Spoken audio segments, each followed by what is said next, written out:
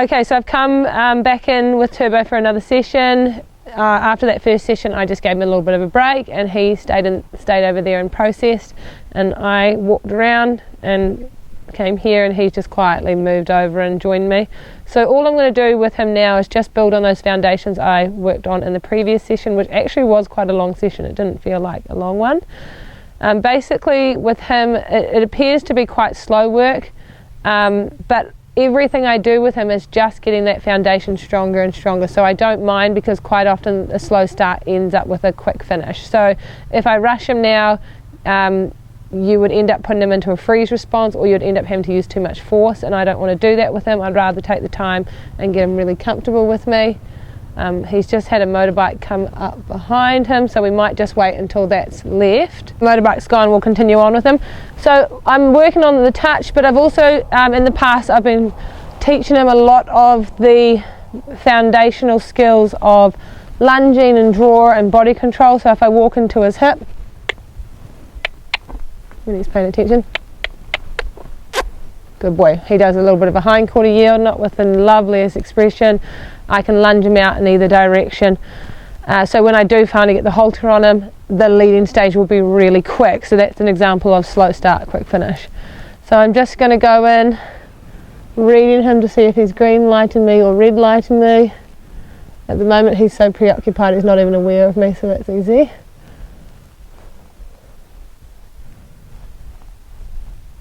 So if they are a little bit worried about being touched in an area, you can buffer that area and then come back to a safe spot, and that's what I'm doing there.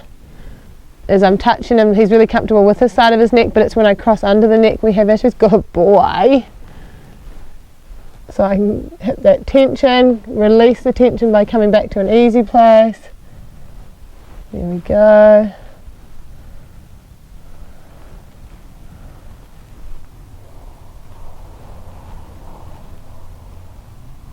So even though his body language is facing away from me, he's very soft in his body language. Good boy. He's very alert on what's going on up the hill.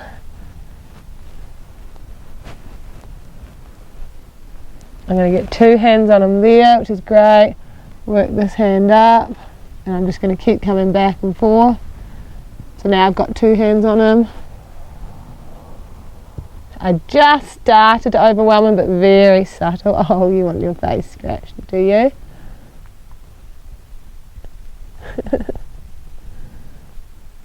I'm just scratching his muzzle because that's what he's offered me. And he's much, much softer in his demeanour in this session, which is so good, even though his attention is very much elsewhere.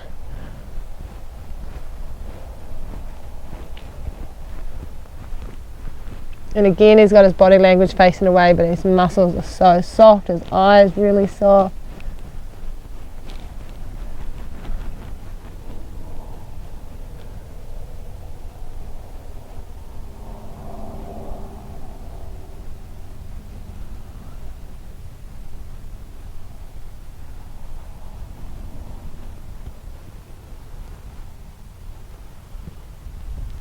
He wants to process there, that's where he just needed a bit of space.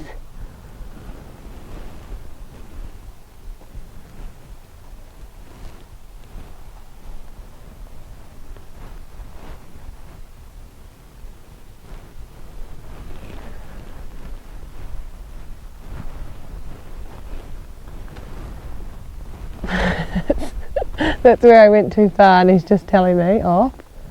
But he's also wanting to process too, so we'll let him finish licking his lips. But you can see the improvement in his demeanour from the last session to this one. He's much more outward and alert and happy and softer through his body, whereas before he was kind of getting tense quite often.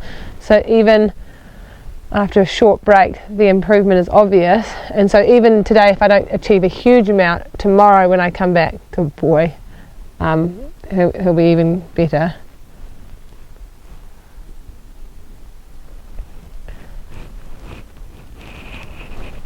So all I want to get to there, sorry, yes, is what he's not liking right now for me is I'm cupping my hand over the top of his crest, and he does not like that at all. So I'm hitting tension, I'm withdrawing, but he's it upsets him. Severe tension. He'll get used to it real quick.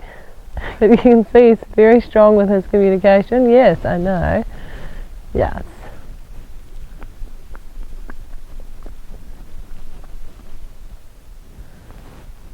Good boy.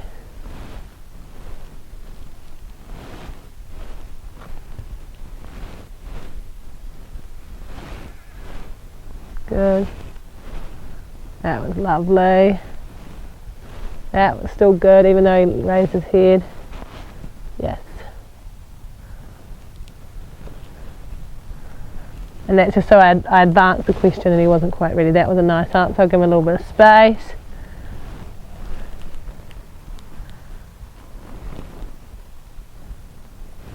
So basically when you're working with a horse, horses have different layers and different amounts of layers. This guy here, obviously being wild, is going to have a lot more layers than a domesticated horse, but maybe a horse that's been abused will have just as many layers, although they're all very different. He's wanting to go into a process there. I'm going to keep this really short. If he's going to come out of the process really quickly, I will quickly see if I can just get that layer there done. I'd work through this layer up by his crest and then he's all finished. There, tension, okay. Good boy. Good boy. But he's pretty cool in the sense yeah, that you can touch him pretty much anywhere. That was a great answer. That was awesome. So I've cut my finger over the top. He got a little bit worried but recovered. I'm going to finish him on that. Super slow session, but he's actually freaking cool. He's very, very close to doing chucking the halter on him. So,